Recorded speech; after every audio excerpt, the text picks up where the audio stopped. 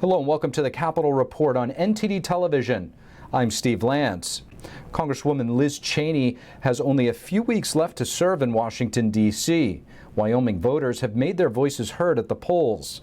And while Trump's influence went a long way in Wyoming, his endorsed candidates in Alaska have more work to do to claim victory. Here's NTD's Melina Wisecup with the details. Trump-endorsed Harriet Hageman prevailed in Wyoming's primaries by a large margin. Hageman won over 30% more votes than current Congresswoman Liz Cheney. Wyoming has spoken on behalf of everyone all across this great country who believes in the American dream, who believes in liberty, and who recognizes that our natural rights, the freedom of speech, freedom of religion, equal protection, and due process come from God. She's now up against Democrat candidate Lynette Graybull. They'll compete for Wyoming's single seat in the U.S. House of Representatives, where Liz Cheney has only a few weeks left to serve. But she says she has bigger goals in mind. That I will do whatever it takes to ensure Donald Trump is never again anywhere near the Oval Office, and I mean it. The great and original champion of our party, Abraham Lincoln, was defeated in elections for the Senate and the House before he won the most important election of all. The defeated Congresswoman is now considering a run for president in 2024.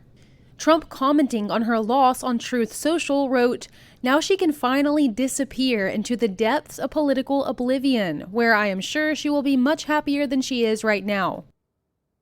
Now, Congresswoman Liz Cheney is only one of two Republicans currently sitting on the January 6th Select Committee. Her and Congressman Adam Kinzinger, neither of which will be returning to Congress come next year. Now, what's interesting about last night's primaries, with Cheney's loss, this now means that only 2 of the 10 Republicans who voted to impeach former President Donald Trump will be holding on to their House seats. That's Congressman Dan Newhouse and Congressman David Valadao. The other Congress members are leaving, 4 of which are retiring. The other 4 lost their primaries. Now, while Trump's endorsement is showing to hold ground in Wyoming, voters in Alaska are less convinced. Trump campaigned for Kelly Tshibaka to replace Alaska's Senator Lisa Murkowski. Both candidates will move on to the midterms because of Alaska's unique ranked choice voting system. Murkowski won around 2,000 more votes than Trump-endorsed candidate Tshibaka. And so I hope that we do not become the party of one person. I hope that we do not become the party of Donald Trump. We need to be the party of those strong values. As for Alaska's single House seat, the Democrats are favored to win. Moving on to the November election is Democrat Mary Peltola, who's leading by a few percentage points over Trump-backed candidate Sarah Palin. Reporting in Washington, D.C., Melina Wisecup, NTD News.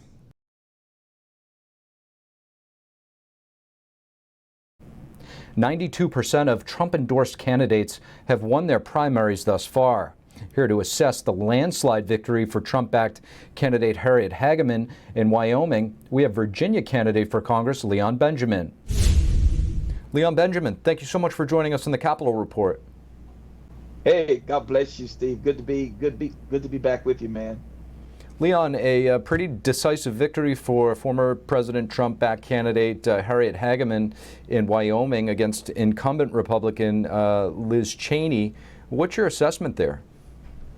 Well, the handwriting was on the wall.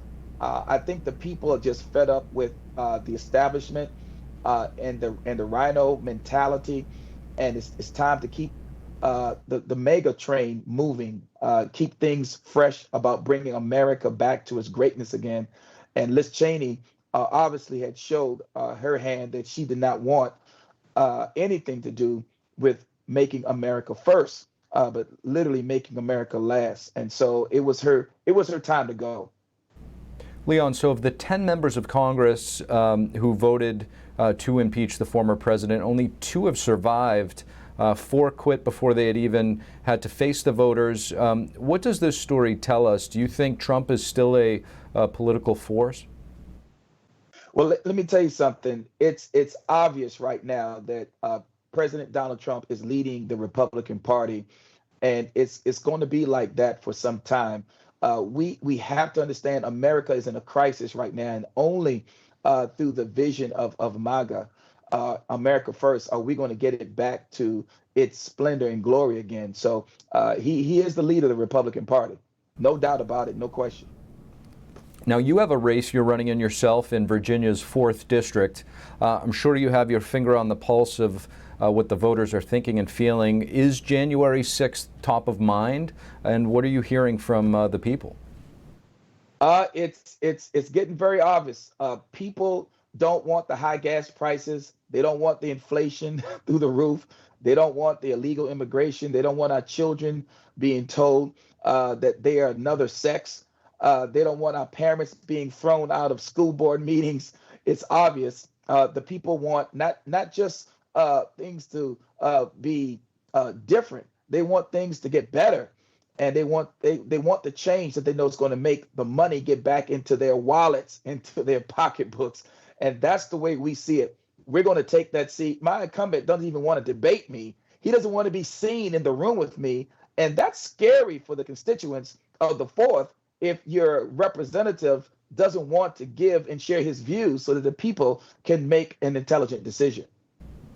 I just want to bring it back quickly to the race last night. Do you see the decisive margin that Cheney lost by, given her large win when she did win 2 years ago, 73%, I believe it was, in her previous election she won? Is this more of a referendum on the January 6th committee than anything else?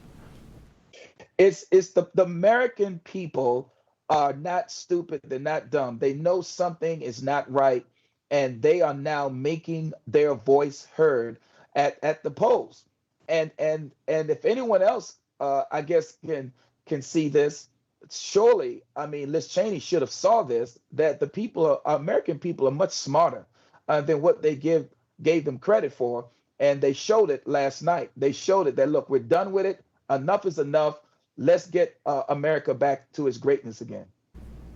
We've heard of this term, Trump derangement syndrome, often in jest, but it does seem that the former president has the ability to get under the skin of his opponents. Why do you think that is? I think it's because of the mere fact that the establishment did not want things to get better. They want things to stay the same way. They didn't want America to be first. And so this TDS that you're seeing was nothing more than a brash New Yorker coming into the White House to put things the way it should be, which is America first. And that's what that TDS is all about. These people don't want America first. They want America last. Leon Benjamin, thank you. God bless you, Steve. Former Vice President Mike Pence speaks out on the Mar-a-Lago raid while accusing the GOP of targeting the FBI. This as a court battle looms over unsealing the affidavit used to justify the FBI raid. NTD's Iris Tao has more. This unprecedented action does demand unprecedented transparency. Citing a politicization of the FBI, former Vice President Mike Pence joins the call for more transparency over the Mar-a-Lago raid. And in the wake of the 4 years that we endured with the politicization of the FBI, the American people have a right to know the basis for this. That said, Pence calls on Republicans not to criticize agents working for the Bureau. We can hold the Attorney General accountable for the decision that he made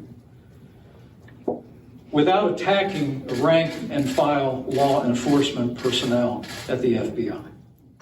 Pence's remark comes amid calls by some GOP lawmakers to defund the FBI, but other Republicans insist they're targeting its top leadership only. I think as a whole, the American public trusts our everyday rank and file FBI members. I do not trust the level of leadership that have politicized these great organizations of American justice. Trump, meanwhile, has compared the FBI and the Department of Justice to, quote, a common criminal, saying the agents, quote, grabbed everything in sight during the August 8th raid. He further accuses those he calls radical Democrats of using the two agencies to, quote, dirty up their opponents in elections. All this as a court battle unfolds over a sealed affidavit the FBI used to justify the raid. Trump is urging for its release, but the DOJ opposes such calls, saying the document contains sensitive information about witnesses. A hearing will be held on Thursday on whether the sealed affidavit should come to light. Iris Tao, NTD News. Here's a new development for oil and gas companies in the United States.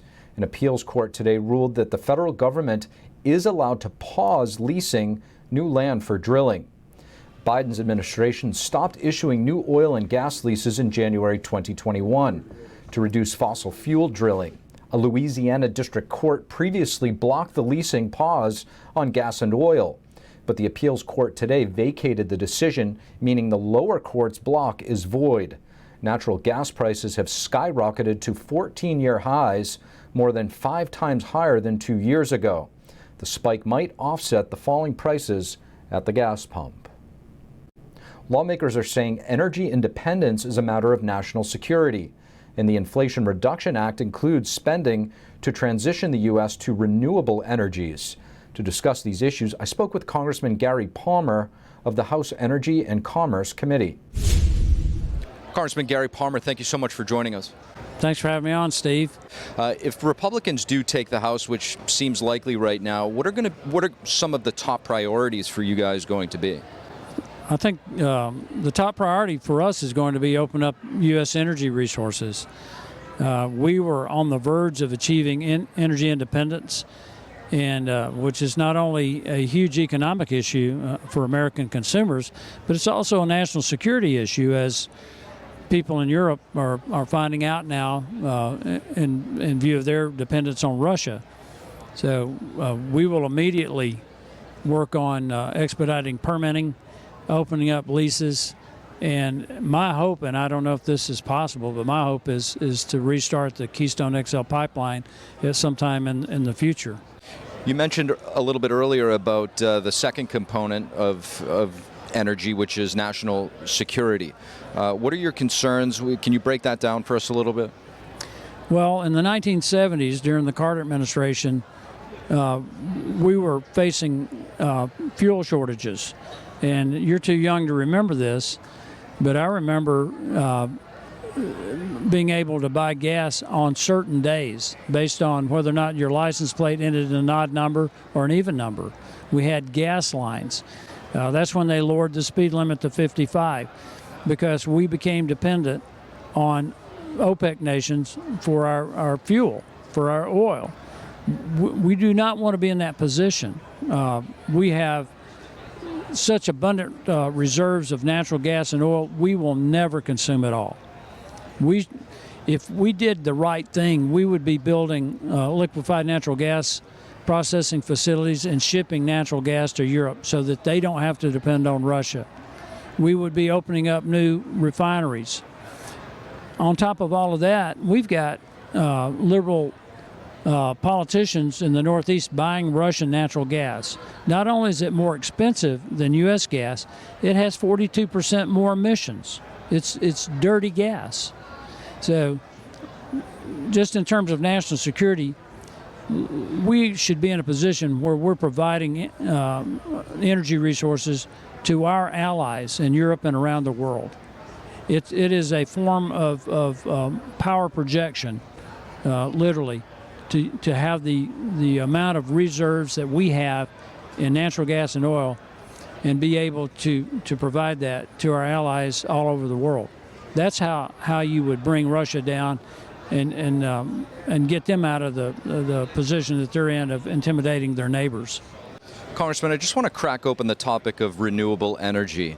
There's a lot of parts to this topic. I guess the first question would be, Democrats tend to paint the picture that Republicans are against renewables and that it's an existential crisis, the climate change.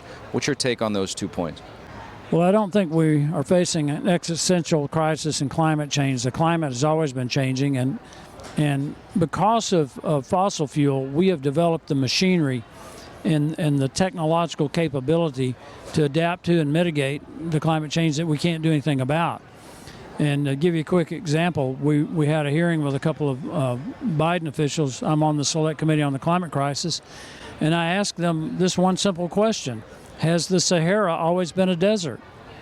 And one of them, who is the director of scientific affairs for the State Department, said she couldn't answer because she's not a scientist. Did I tell you that she's over scientific affairs? And they said they didn't know. I said, well, the answer is no. It's only been a desert about 5,000 years. Prior to that, there were Nubian and Egyptian settlements there. They were farming. There were grasslands, woodlands. There was water. And I said, what do you suppose caused the Sahara to become a desert? And their response was, we don't know. Okay, you're in here trying to convince the country that we're all going to die from climate change, but you don't know the basic facts from the geologic record. The answer is, most scientists believe the Earth changed its tilt on its axis about 10 or 12,000 years ago, changed the wind patterns, and over time, over about a 10 or 12,000 year period, which is a blink in geologic time, the Sahara became a desert. Archaeologists are excavating Nubian and Egyptian settlements right now. And the point that I would want to make to your audience is that if the Nubians and Egyptians of that time period had the same desalination and irrigation technology that Israel uses today, they'd still be living in that part of the world. But they didn't have that ability to adapt. The other thing that people need to understand about renewables, and I'm not against renewables. I think hydropower is a form of renewable power, but renewables only account for about 3% of the world's total power production. Fossil fuels account for 80%. In Alabama, where I'm from, we're the only state that's building a new power generation facility, and it's natural gas. The entire site will be 300 acres. Its maximum generating capacity will be 700 kilowatt hours. To get the same output from a wind farm would take about 70,000 acres. And a wind farm life cycle will be about 30 years. That natural gas facility will be 60 to 65. A next generation nuclear, which would sit on about 600 acres, would be 100 years. And your turbine blades are not recyclable. Your turbines start losing generating capacity after 10 years. Same thing with your solar farms. The solar panels are not recyclable, and we will be dependent on China for the panels.